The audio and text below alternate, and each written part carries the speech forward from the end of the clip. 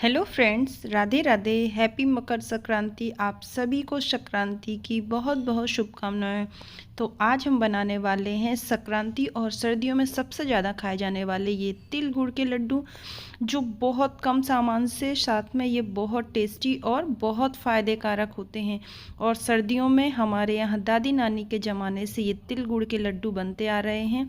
ये देखिए कितने अच्छे से सॉफ्ट लड्डू बने हुए हैं और देखने में भी कितने अच्छे लग रहे हैं। तो चलिए इन लड्डुओं की रेसिपी शुरू करते हैं।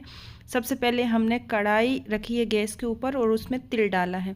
और तिल को हमें ज़्यादा देर नहीं भूनना है, बस हल्के से 1-2 मिनट। जैसे ही चट चट की आवाज़ आती है और हमें गैस को बंद कर देना है। बहुत ज़्यादा नहीं सेकते हैं तिल को, नहीं तो ये कड़वी हो जाती है। तो बस जैसे ये हल्की सी इससे चट चट की आवाज़ आएगी और भूनते हुए 1-2 मिनट हो जाएंगे, हमें गैस को बंद कर देना है। अच्छा, तिल के ना बहुत सारे फ़ायदे होते हैं जिन्हें आप जाके नेट पे सर्च कर सकते हैं। अब देखिए हमने क्या किया है, जब तिल हमारी गर्म हो गई अच्छे से तो हमने उसको एक बड़ी थाली में निकाल के रख दिया है। अब उसी कढ़ाई के अंदर हम फिर से 2-3 चम्मच घी डालेंगे और गुड़ जितना भी आपको लेना है, जैसे मैंने जितनी तिल ली थी उससे थोड़ा सा कम, मतलब 1 किलो तिल ली थी तो हमने करीब 700-750 ग्राम हमने यहाँ गुड़ लिया था। उसको इसमें डाल के मतलब पहले चाकू से अच्छे से फोड़ लीजिए और गैस को जो है ना बंद ही रखना है। गरम कढ़ाई के अंदर ही हमने घी डाला और फिर गुड़ को डाल के इस तरीके से एक बार अच्छे से मिला लिया। जैसे कुछ भी गांठ वगैरह या मोटा मोटा रह जाता है, कटने में रह जाता है, तो वो अच्छे से पिघल जाएगा, मेल्ट हो जाएगा। और यहाँ तिल भी ठंडी हो गई है तो इसे हमें अच्छे से पीस लेना है। बहुत ज़्यादा बारीक नहीं करना है, लेकिन हाँ इसको हमें अच्छे से पल्स पे चलाते हुए थोड़ा मोटा मोटा पीस लेना है। आप चाहे तो एकदम बारीक भी कर सकते हैं। तो ये देखिए मैंने 2 बार में थोड़ी थोड़ी करके पीस ली। और यहाँ क्या किया, थोड़ी सी आधा कटोरी से भी कम तिल निकाल कर एक साइड रख दी। जैसे कभी बारीक पीस भी जाएगी ना तो ऊपर से इस तिल को डाल देंगे, जिससे ये लड्डू देखने में बहुत अच्छे लगेंगे। अच्छा, तिल और गुड़ दोनों में ना zinc, iron, calcium, vitamin B बहुत ज़्यादा होते हैं, जो रोग प्रतिरोधक क्षमता जो होती है ना हमारे में, वो बढ़ाने के लिए बहुत ज़रूरी होते हैं। इसलिए हमें तिल सर्दियों में ज़रूर खाना चाहिए। और इसको जैसे यदि हम अपने डाइट में रोज़ 1 लड्डू 2 लड्डू खाते हैं तो इससे हमारे शरीर में हीमोग्लोबिन की मात्रा भी बढ़ती है। तिल के बहुत सारे फ़ायदे हैं, आप जाके नेट पे ज़रूर सर्च करें और सर्दियों में यानी कि अभी ये लड्डू ज़रूर बनाएं।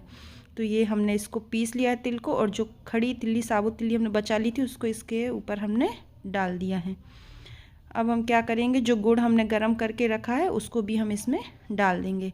इस तरीके से गर्म करने से गुड़ क्या है, तिल्ली के अंदर अच्छे से मिल जाता है सारा। तो अब हम इनको अच्छे से मिला देंगे। तो पहले जो चम्मच में लगा हुआ गुड़ है उसको भी हम अच्छे से निकाल देंगे और अब हम इसे अच्छे से तिल के साथ मिला लेंगे। यदि आप दोनों बराबर डालना चाहें तो बराबर भी डाल सकते हैं। अच्छा, तिल का जो है ना उसमें जैसे तिल जो है खाने में डाइजेस्टिव जिसको समस्या रहती है, जिसको खाना नहीं पचता, तिल खाने से वो समस्या भी दूर हो जाती है। और तिल से जो ना हमारी स्किन पे निखार आता है और ये बालों को मजबूती देता है। तो इसलिए हमें तिल के लड्डू ज़रूर खाना चाहिए। या आप किसी भी तरीके से तिल को खाना चाहें उस तरीके से खा सकते हैं। अब हमने इनको अच्छे से मिला लिया है और ये हैं भुनी हुई मूंगफली, जिनके हमने छिलके निकाल लिए हैं। तो 1 कटोरी मूंगफली के दाने हमने यहाँ लिए हैं, तो उसको भी हम इसके ऊपर डाल देंगे और इनको भी अच्छे से मिला देंगे। अब आप चाहें तो ऐसे ही लड्डू बना सकते हैं, नहीं तो इसमें ऊपर से थोड़ा सा घी गरम करके और डाल लीजिए। इससे लड्डू भी अच्छे से बन जाएंगे और घी भी हमें बहुत मतलब फ़ायदा देता है, तो इसलिए हमें घी भी अच्छे से खाना चाहिए। तो अब हमने इसके ऊपर घी डाल लिया है। हमने यहाँ 3-4 चम्मच घी और डाल दिया है। आप चाहें तो थोड़ा सा कम डालें या बिल्कुल भी मत डालें यदि आप घी पसंद नहीं करते तो। अब इनको अच्छे से मिलाने के बाद अब हम इनके छोटे छोटे से लड्डू बना लेते हैं।